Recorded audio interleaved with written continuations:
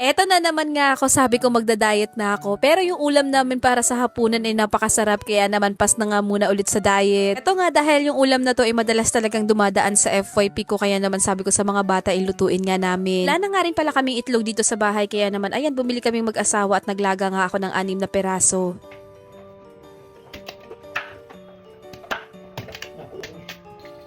Eto namang mais, chinap ko lang siya ng saktong laki at saka ko naman siya ilalaga. Meron nga rin pala kaming nabili sa Dali, etong Taiwanese style mini sausage, kaya naman lalagyan ko rin neto. Bale, 2 pack pala yung binili namin neto, tapos yung isa inaluto na nga rin namin.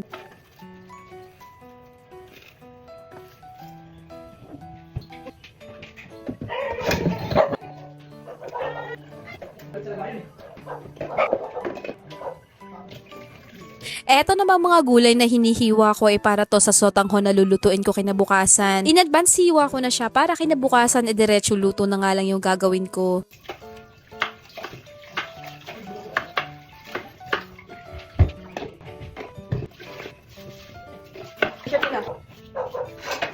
Halos nahugas na. Si kuya naman, sabi niya sa akin siya na nga daw yung magluluto ng ulam namin kasi nakikita niyang bising-busy ako maghiwa ng mga gulay. Si Kuya San pala ay may mga simpleng ulam na din siya na alam niya nang lutuin. Dalas ko palang pinapaluto sa kanya dito sa bahay yung tinola at adobo, pero yung specialty niya talaga is sinangag na kanin. Sarap siyang magsinangag mga mamshis, kaya naman favorite nga rin ng mga kapatid niya yung sinangag na niluluto niya.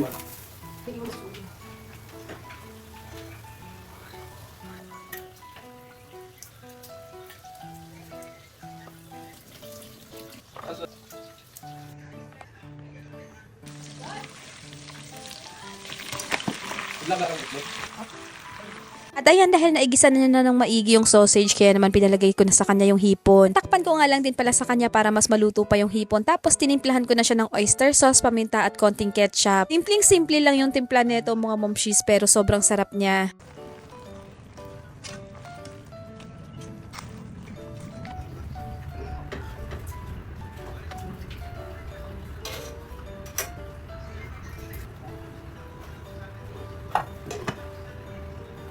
At ayun nga mga momshis, dahil hindi nga rin pala ako nakabili ng tahong sa palengke, kaya naman etong naka-jar na tahong yung ilalagay ko. Sarap pala yan mga momshis, kaya naman madalas ko talaga siyang ino-order online.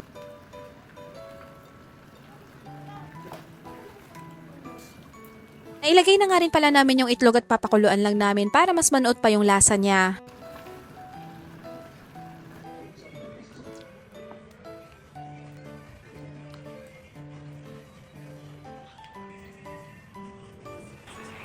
Eto ang babaeng sabing magda-diet ay napakain na naman nga ng marami. Ang sarap naman kasi talagang kumain mga momshis, lalo na nga kung mga ganitong ulam yung hinahain natin. At ayan na nga, solved na naman yung hapunan namin, kaya naman tara kain.